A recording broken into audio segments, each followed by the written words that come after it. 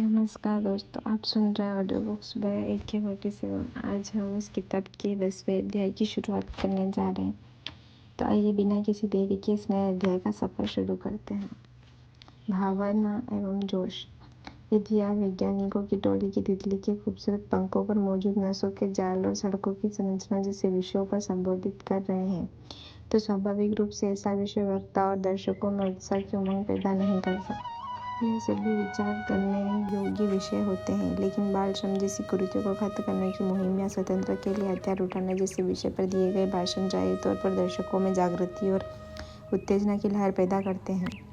हम आरामदायक गद्दों पर सोते हैं, ठंडे दिनों में हीटर पर हाथ तापते हैं, स्वादिष्ट व्यंजन खाते हैं और विपरीत लिंग की ओर आकर्षित होते हैं। इस आकर्षण के पीछे सुख सुविधाओं को सही ठहराना उचित तर्क नहीं हो सकता है। इस स्वभाव की मुख्य वजह आराम के प्रति झुकाव होती है। हमारी भावना खाने के प्रति हमारी इच्छा और सामाजिक व्यवहार का तरीका निर्धारित करती है। इंसान भावनात्मक प्राणी है, लिहाजा कुशल वक्ता बनने के लिए दर्शकों की भावनाओं को करीब से छूना जरूरी होता है।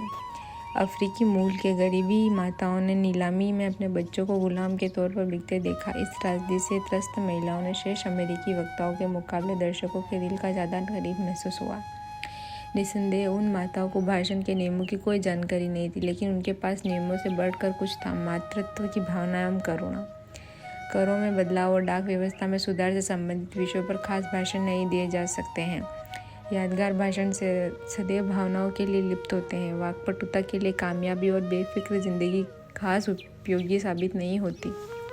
किसी बड़े भूल को सुधारने और त्रस्त जनता को जागृत करने के लिए की गई कोशिशों ने यादगार भाषणों को जन्म दिया है। गुलामी के युग की सबसे विकट विपत्ति घोषित करते हुए पैट्रिक हेनरी ने कभी न भुलाए जाने वाला भाषण दिया था। भाषण के दौरान ईमानदारी और भावुकता से सारोबार होकर पैट्रिक ने कहा था कि या तो मुझे आज़ादी दे दो या फिर मौत।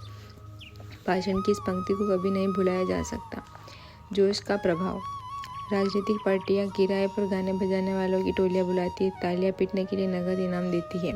अफसोस कि इस कार्य को तर्कसंगत भी ठहराया जाता है। राजनीतिक पार्टियों की माने तो ऐसा करने से जनता उत्साह को आसानी से वोट में तब्दील किया जा सकता है। इस तर्क की सत्यता का आकलन नहीं किया जा सकता, लेकिन इस बात को भी दो राय नहीं कि संक्रमण के समान उत्साह की प्रवृत्ति तेजी से फैलने की होती है।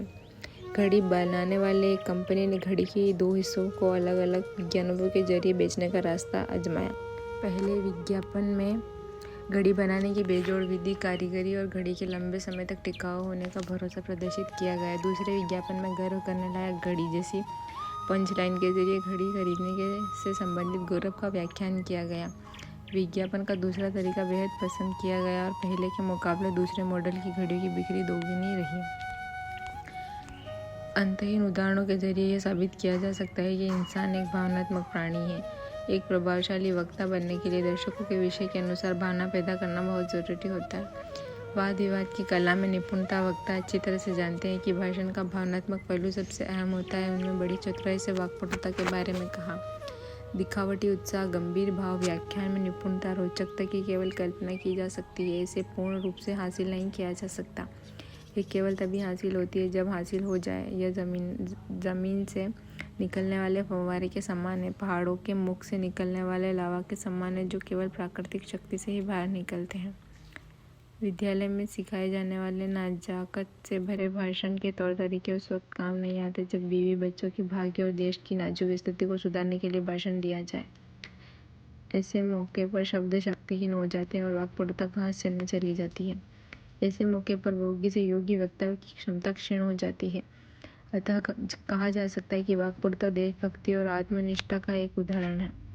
रूप, विचारों की स्पष्टता, विशेष उद्देश्य, दृढ़ निश्चय, निर्भीक स्वभाव, विद्यमान आंखें, जुबान पर लहराते शब्द और विषय पर ध्यान केंद्रित करने की शक्ति से वाक्पटुता का जन्म होता है। ऐसी वाक्पटुता बोलने की बाकी निपुणताओं के मुकाबले ज़्यादा प्रभावशाली होती है।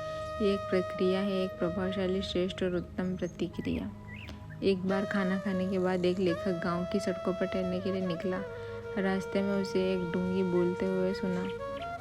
एमरसन की हर व्यक्ति से कुछ सीख लेने की सलाह को मानते हुए लेखक रुक गया और उस ढूंगी की बात सुनने लगा। वह व्यक्ति बाल मौजूद करने की दवा बेच रहा था और दावा कर रहा था कि उस दवा की खोज एरिज़ोना में की थी। उसने अपने सिर में टोप हटाते हुए दवा के सकारात्मक असर का व्याख्यान किया, दवा से मुंह धोकर साबित किया कि दवा हानिकारक नहीं है। इसके बाद दवा के फायदों का भरपूर व्याख्यान कुछ इस तरह से किया कि खरीदारों की लाइन लग गई। दवा बेचने के बाद उस जलसाज ने बड़े विश्वास के साथ ये समझाने की कोशिश की कि महिलाओं के मुकाबले पुरुष ज़्यादा तादाद में गंजे क्यों पाए जाते हैं। इस विषय में किसी को कोई जानकारी नहीं थी। उसने समझा कि महिलाएं पतले तलवे के जूते पहनती, इसलिए शरीर का मांसपेशी से संपर्क ज़्यादा होता है। पुरुष मोटे तलवे के जूते पहनते हैं और बालों के पोषक तत्वों से वंचित रहते हैं। उस जालसाज के पास इस समस्या का भी निवारण था, एक तांबे का टुकड़ा जिसे जूतों के तलों में रखने से ये समस्या हल हो सकती थी।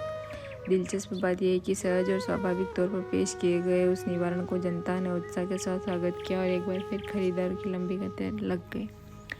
एम्ब्रोस ने कहा, सुनो, उत्साह के बिना बड़ी कामयाबी हासिल नहीं की जा सकती।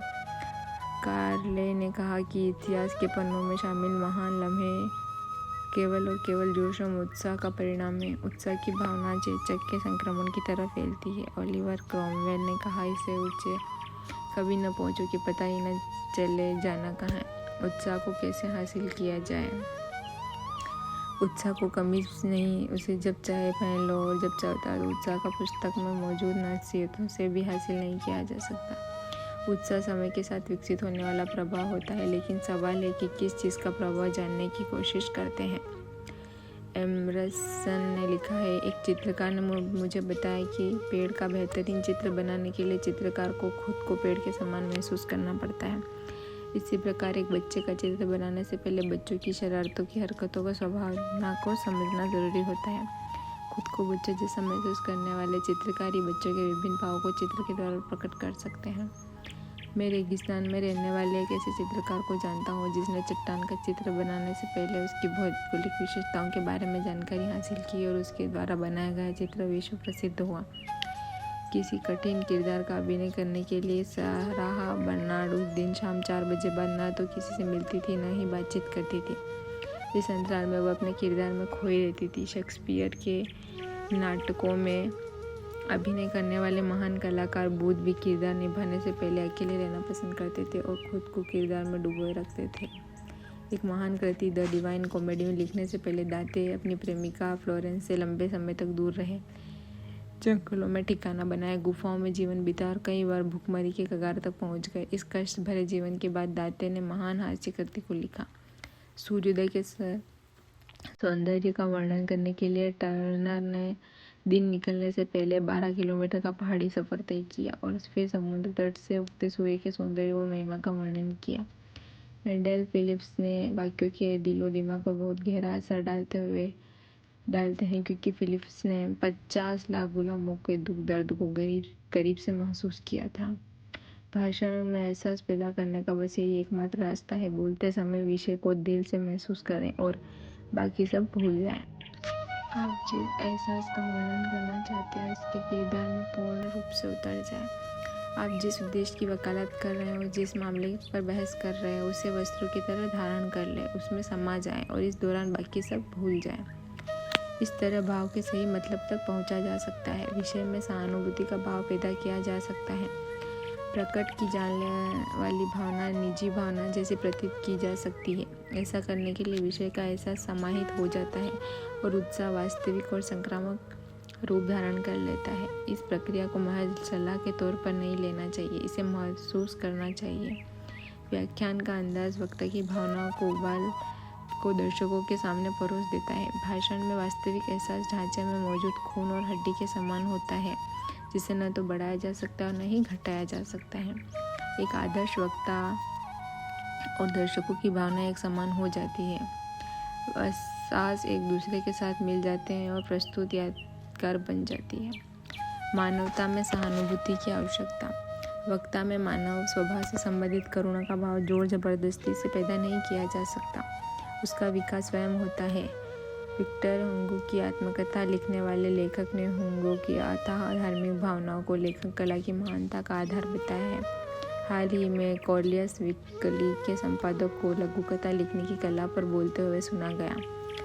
भाषण के दौरान उन्होंने बार बार मानवता के प्रति स्नेह की भावना पर जोर दिया, लेकिन निजी स्वार्थ हासिल करने के लिए दिए गए कुछ यादगार भाषण समय के साथ खुद ब खुद महत्वहीन और अंधेरे में लुप्त हो जाते हैं।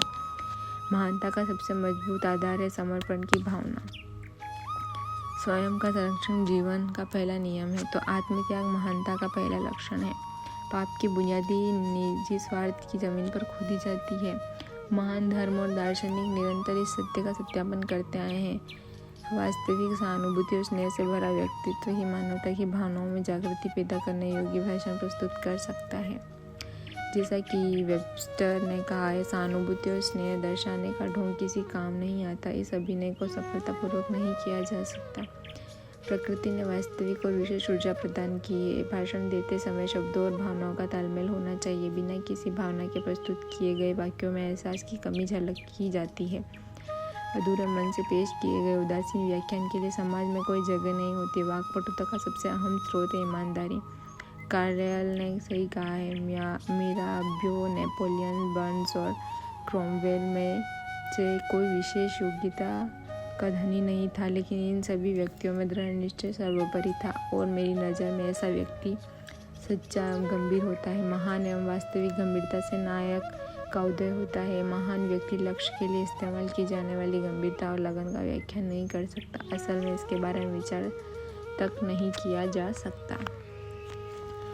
इसी के साथ 10वां अध्याय यहीं समाप्त होता है। उम्मीद है यह अध्याय आपको पसंद आया होगा और इसके आपको कुछ नया सीखने को मिला होगा। अगले अध्याय में फिर मिलेंगे, तब तक के लिए नमस्ते।